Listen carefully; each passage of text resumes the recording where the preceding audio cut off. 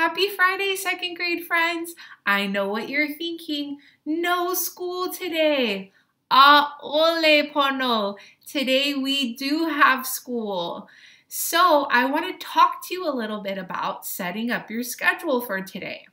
I have some work for you to do, and what's really exciting about today is that you really get to build your own schedule.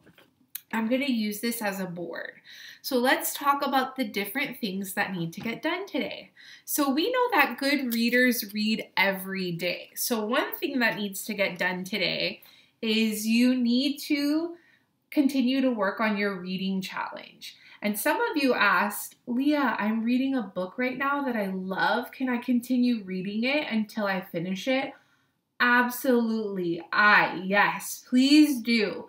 And then when you're done, you can jump right into the reading challenge, okay? So one of the things that needs to get done today is the reading challenge. The second thing that we need to work on today is poetry. And today's lesson talks about different ways that you can think about poetry around the topic home. So we need to start writing some poems that inspire us about home.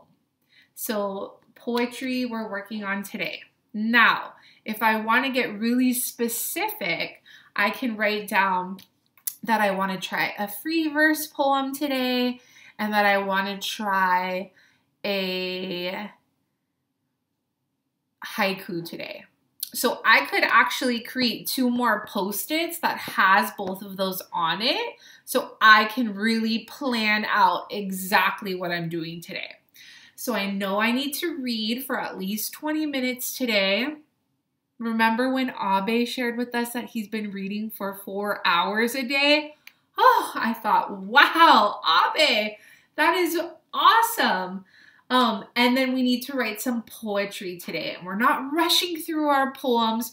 We're really stopping, thinking about how we can see through things through a poet's eyes, thinking about our word choice, and making sure that we're really putting in our best effort and not just rushing through to get it done.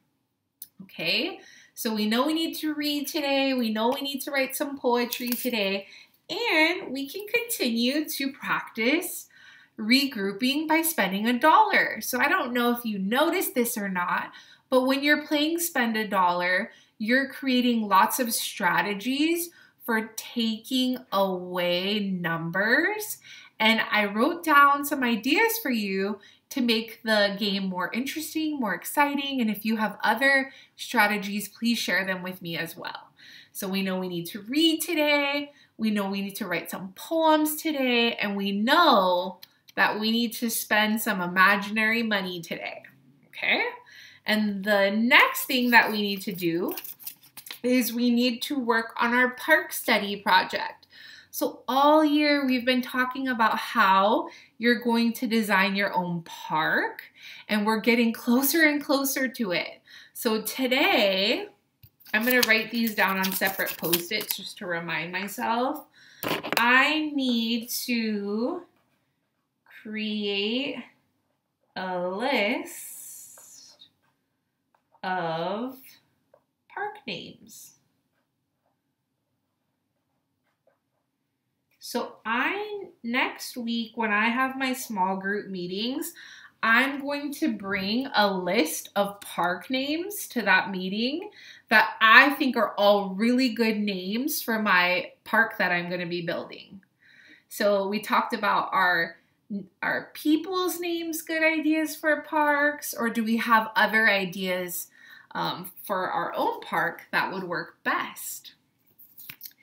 And the next thing that we're going to do today, we're going to create a list of park names, and we're also going to make a list of rules to keep people safe. So we all know that so we need to make a list of rules to keep people safe. And we know that there's lots of unwritten rules when we go to parks. We learned that this year when We went and explored the different parks in our neighborhoods and communities. But what's a list of rules for our park that we need to make sure to write down and share with others?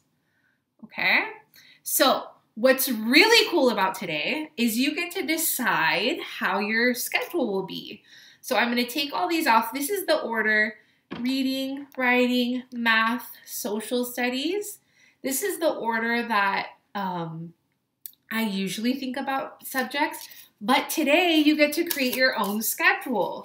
So let's say you really love math. I know so many of you in our class love math. It's your favorite subject. So you might want to start with math, okay? So you're going to put on your schedule, all right, I'm starting with math today, and I'm going to start with spending $1. And then let's say, it's, a great day to have a dance party outside